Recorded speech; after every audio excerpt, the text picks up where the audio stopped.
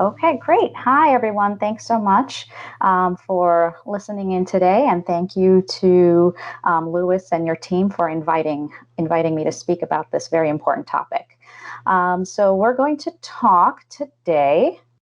So before we get started, just disclosures. I have no financial conflict of interest. And if I use any trade names today, it's really just for identification only and does not imply any sort of endorsement of any particular type of flu vaccine. So today I'm hoping to talk to you all about what we know so far about the flu, and we know a lot, and overlap with COVID-19. So areas where the flu may overlap, we'll bring in kind of COVID-19 information as needed as well. And then I'm really hoping for the bulk of the presentation to talk about flu vaccine myths and facts, so that if you are around anyone who approaches you with one of these myths, you feel comfortable and armed to dispel these misconceptions. So hopefully by the end, you votes and you'll be able to give some responses that are evidence-based. And then we'll end with some take-home points and Q&A. So we are basically in the beginning of flu season right now, and it's just important to know what the flu prevalence looks like in your own community. And that will sort of dictate some of the things that we talk about today. So basics about the flu. So we know that the flu virus, then there are several types of flu viruses, affect the respiratory system. So this is similar to COVID-19. So the SARS-CoV-2 virus that causes COVID-19 often begins as a respiratory virus. And then we're learning more about COVID-19 that it infects a lot of other types of cells in your body. But really for the flu, it's primarily infecting the respiratory system.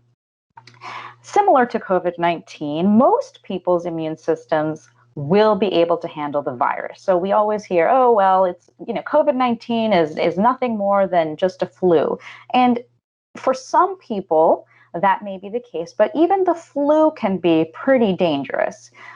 Thousands of people die in the United States, die each year from severe illness or complications from the flu. We know it's contagious, so we're all talking about the stay 6 feet away from people that may be infectious. And that's definitely true for the flu because it travels in large droplets. With the coronavirus, the new coronavirus, this may not be enough distance, as we're learning more and more about how it may travel in the air for farther distances. So something that we're still learning more about. And just like with COVID-19, there are some people that are at much higher risk of serious illness. And these people are generally in the extremes of age. So our youngest people, our youngest family members, and then our oldest family members and loved ones. And we'll get more into specific risks toward the end of the presentation. And then people that have underlying health problems, and we'll talk about those as well, and pregnancy. So this seems to be a little bit different from the novel coronavirus because we're seeing that pregnant women can be really severely affected by complications of the flu. And luckily, so far, it hasn't been the case for coronavirus, that it's specifically affecting pregnant women worse. So some of the signs and symptoms of flu, and probably many of us have experienced this. So fever, chills, muscle, body aches. You feel almost like you've been hit by a train. One day you feel good. The next day you feel just like you cannot get out of bed. Cough, sore throat. In some cases, people can have a runny nose, headaches, really bad fatigue, and then for some kids, vomiting and diarrhea. Now, when you look at this looks pretty similar again to what we hear happens with the initial stages of COVID-19. So sometimes it's very hard to tell them apart. And then complications. So the flu can cause some direct complications, and then some things happen because your immune system is weakened. And so other bacteria can cause what's called a superinfection. So that on top of being sick with the flu, you can have these sort of later complications. And that can be ear infections, sinus infections. And then the more sort of dangerous and rare are the inflammation that may happen to the heart or the brain, muscle inflammation, sepsis, and organ failure. And that is really, these are the really severe complications that happen in our higher risk populations that we're trying to avoid with prevention strategies. So, what are some of the prevention strategies? So some things are just everyday steps that have become much more commonplace now, and we think about a lot more because of the COVID-19 pandemic, which is to stay away from people who are sick or appear sick.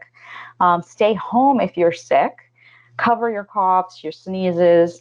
Wash your hands. So hand hygiene is very important. And now with masks, with COVID-19, that's an added layer of protection for the flu as well. And then something we don't yet have for the coronavirus is the immunization, the possibility of vaccination against the flu that really does protect us. So when we think about what are some of the common worries about vaccination, these are some of the things that there was a survey done, not just of the general population, but this is a survey of healthcare providers. So people really who really, if they're following the evidence, probably shouldn't think these things. But these are, just to share with you that it's not just the general population that has concerns. So there's fears that people might contract the virus from the vaccine. People have a fear of needles, worried about the side effects, a belief that really I'm so healthy that I'm just not at risk of contracting the flu, and then this desire to avoid medications. So I just kind of wrote out quotes of common things that I hear in the office or from family members sometimes and people that talk to me about the flu vaccine. So we'll go through each of these misconceptions in turn and try to dispel some of these myths. So number one, if I get the flu shot, I'll get the flu. So if you hear that, here's what you've got to say. So first and foremost, just start with the flu vaccine. Any type of flu vaccine does not cause the flu. This is just not true. We have lots and lots of evidence about this. So the flu vaccine comes in generally two versions. There's an injectable flu vaccine, which we call the flu shot, and that one just does not contain live virus at all. That virus is inactivated, it's dead, and in some cases, in some of the newer vaccines, it's just pieces of the virus. So there's no way that you can get the flu from that. Then there's another option, which some people may be confused about because it was taken off, or there were concerns about the effectiveness. So the nasal vaccine, which is the flu mist, was not being used for a few years, but it's back. It's been back since last year, and it contains a weakened virus. So this particular strain is designed only to multiply in cooler temperatures in your nose.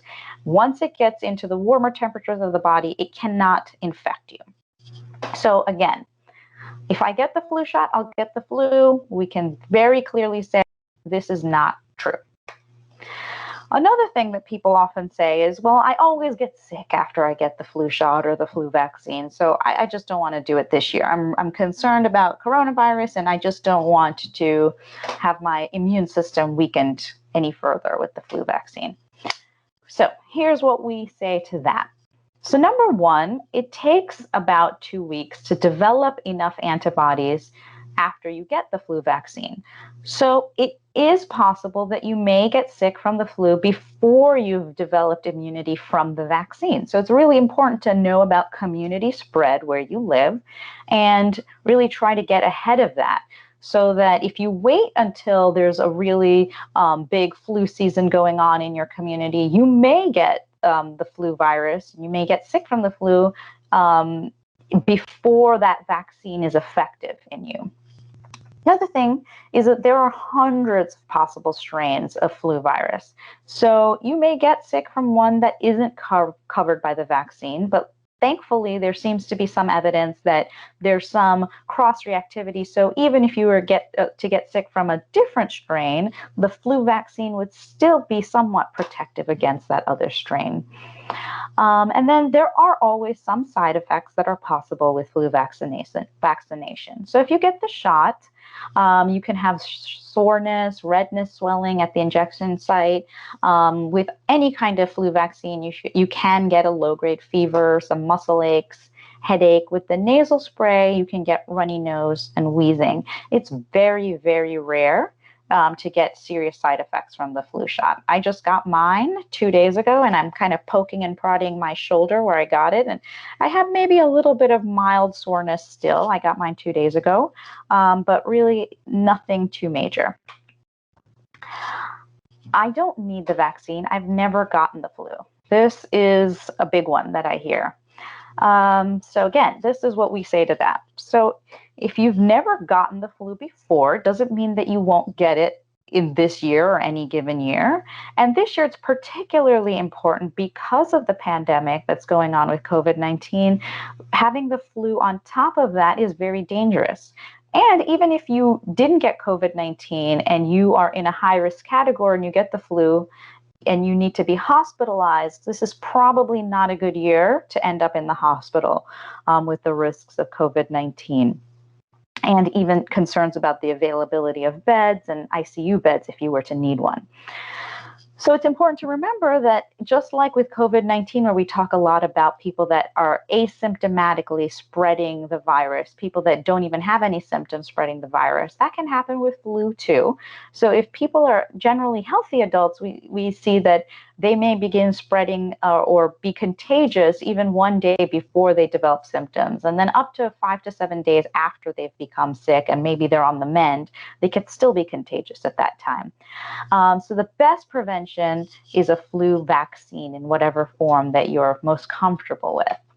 So I just want to spend a little time talking about these high-risk people, just because if you're talking to someone in that category, you can really highlight the importance of it. So if they've never had the flu before, if they were to get sick with it this year, we know that up to 70% of flu-related hospitalizations happen in people that are over 65 years old. And if you're over 85 years old, you're 16 times more likely to end up in the hospital than someone over 65. And then up to 85% of flu-related deaths happen in people over 65. And if you're in a long-term care facility, the complications from flu can be as high as 55%. And for both people over 65 and people over 85, the flu and related complications are in the top 10 causes of death for people in this group. So this is something I always use on my dad. He's 84. He lives with us. And every year he says this. So we always kind of come back to this reasoning when we talk to him. The next thing I hear often is, I hate needles. So one of the things that I say about this is basically the needle that they use to give you the flu vaccine is really very, very fine, very thin, and it takes less than 5 seconds. So in the time that it takes you to say, I hate needles, you've probably already gotten the flu shot and you're done. There is a nasal mist option, as we talked about. So this is available for people between 2 and 49, not recommended for people that are pregnant or that have certain medical problems like asthma. But if you have a child that is healthy and who really has a fear of needles, the nasal mist is certainly an option for this age group. And then the other thing is, as you're waiting for that shot, if you remember the benefits, you're protecting yourself, you're protecting loved ones who can't get the shot or the flu mist, and other vulnerable people that you may be interacting with, that might help ease some of the fear. Another quote is, I got the flu shot last year, so I don't need it this year. So here's what we will say to that. The reason there's an annual flu vaccine is because the immune system's response to vaccination declines over time. So even if you were to have the flu, or if you have it by vaccination, the immune system ramps up. But after about a year, even well before a year, in some people, the immune response wears off. So you need that annual vaccine to be optimally protected every year. So even if the flu, and we know that the flu vaccine mutates mildly sometimes every year, but even if it didn't mutate, you'd still need an annual flu shot. And as we know, the flu viruses do mutate over time. So each year we have a new flu vaccine that's basically thought to be the most effective against the expected flu type. So researchers and scientists spend a lot of the year looking at the virus that is in the community in different parts of the world, and then they predict what they think is going to be the most common type of flu strains that will be prevalent, and they create a vaccine against those types. And I can go into this more in the Q&A section if people want to talk about it, but there are 4 types of flu viruses. Type A and type B are the ones that generally are responsible for the flu epidemics every year. And type A is the one that can be responsible for very, very dangerous pandemics. And that's the one that can allow for sort of intermixing between animal and human strains, and then create strains that we've never seen before as humans, and then that can lead to a pandemic. So that's the flu viruses H1N1 that we commonly hear about, H3N2, which are the 2A subtypes in the vaccine this year. And the other thing I always hear as well, I always hear that the flu vaccine is not very effective. So there's really no point in getting it. So our response to that one is that, this is true. The flu vaccine effectiveness it depends on a couple of things. It depends on your age and your health status. The healthier you are, the more effective it is. The older you are, the flu vaccine potentially is not as effective. So we have special flu vaccines for older people as well. The vaccine effectiveness also depends on the match between what was predicted to be the most common strains of flu that we might be exposed to, compared to what is actually happening that given year. So yes, this is true. It's not 100% effective, but nothing is. Neither is hand washing. Neither is staying away from sick people, or trying our best to stay away from sick people. But it's definitely a very important tool in our arsenal. So just to give you some numbers about last year's flu vaccine effectiveness, this is very preliminary, but what we saw in some of the studies that came out is that it seems like it was in the range of about 45% effective, which is usually the case. Between 40 to 60% effective is pretty common. But what did it do, even with this quote unquote low level of effectiveness that people always talk about? It prevented 7.5 million flu illnesses, over 6,000 deaths, and over 100,000 flu-related hospitalizations. So that's still major. And then we know that if people between 18 and 64 got flu vaccinated at higher rates, we could greatly decrease adult illness from flu and days of missed work. It's also been effective enough to show us that people who have these high risks for heart attack, stroke, heart failure, or other types of heart events, including death from those things, people that got the flu shot decreased their risk by about a third over that following year. And that's likely because what we talked about before is that getting the flu puts you at risk for worsening other conditions. So this is an important piece about flu vaccine effectiveness. And then if you are pregnant or going to be pregnant during flu season, getting the flu vaccine can protect against premature labor and delivery. So you're not getting sick from the flu, and then you don't have some of these complications. Another one that people commonly say is, I'm allergic to eggs, so I can't get the flu shot this year, or I can't get the flu shot at all.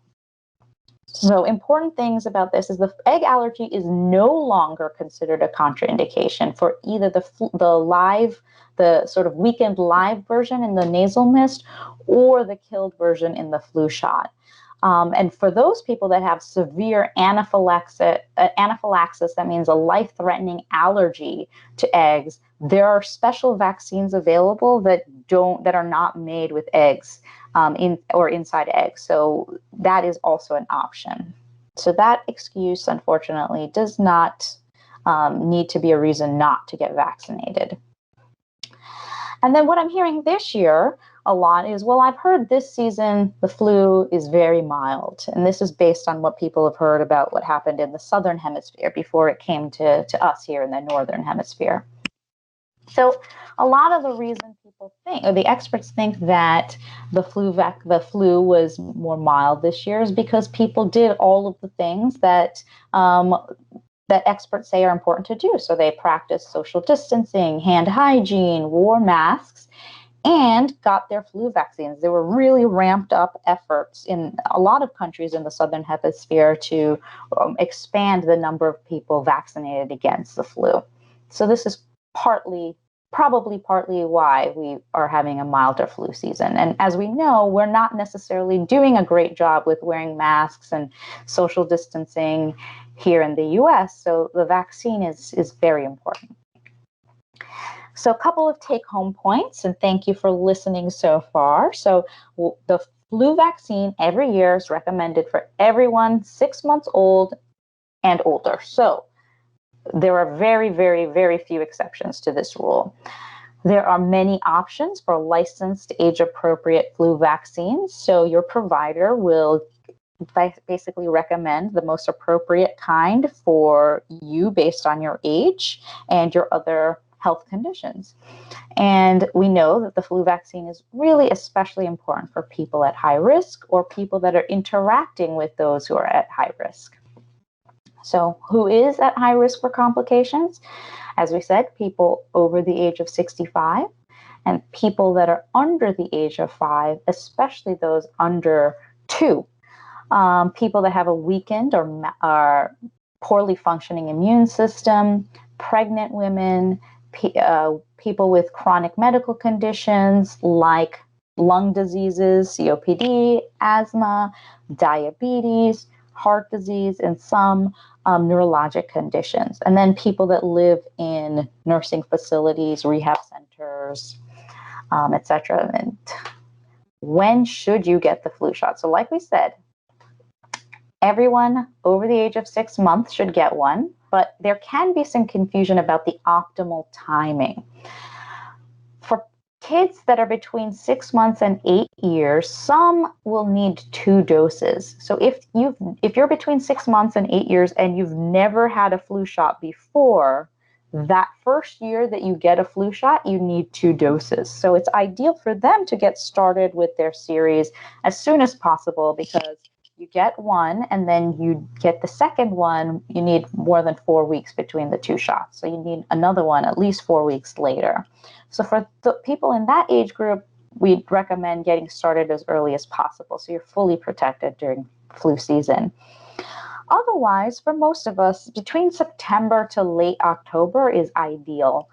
The older you are, if there's not much community spread in your area, getting it sort of later in the flu season around October, end of October, is really important, because we do have data that, like we said, the immune response wanes or gets lower over time. So we want to have our elderly people protected longer into the flu season.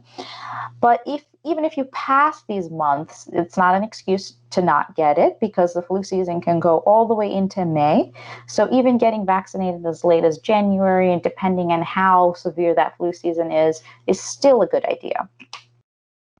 Who should not get the flu shot? So very few exceptions to this. Anyone younger than 6 months. So I have a 4-month-old at home. So we have the extremes of age at our house, an 84-year-old dad, and then I have a 4-month-old daughter. So she can't get vaccinated. So for these 2 very high-risk people, everybody else in the family really needs to get their flu shot. And then anyone who's had a severe life-threatening allergic reaction to the flu vaccine, it's not recommended that they get a flu shot. But for other people, you want to talk to your healthcare provider. If you're sick on the day that you're planning to get the flu shot, maybe can schedule it another time. If you've had a severe allergic reaction to eggs, as we said, there are vaccines available for people that are not made using eggs. So you just want to be sure that you get that particular type. And then if you have a history of Guillain-Barré syndrome, this is not something that means you never get the flu shot, but you need to talk to your provider to see what's the best option for you. So again, preventing the spread, flu vaccine, especially in the time of coronavirus, very important in whatever way or shape or form it is ideal for your age and your other risk factors. And then covering your nose and mouth, washing your hands, all of the other important things that we talked about in terms of hygiene, hand hygiene, and staying away from people that are sick. And then this is just, I really like this important way of making sure you're washing your hands properly. So I will stop there with that message again, that at the end of all of these myths, if they're presented to you, you present the data, and then you hopefully tell them to go and get your flu shot. So thank you so much for your time, and I'm happy to take any questions.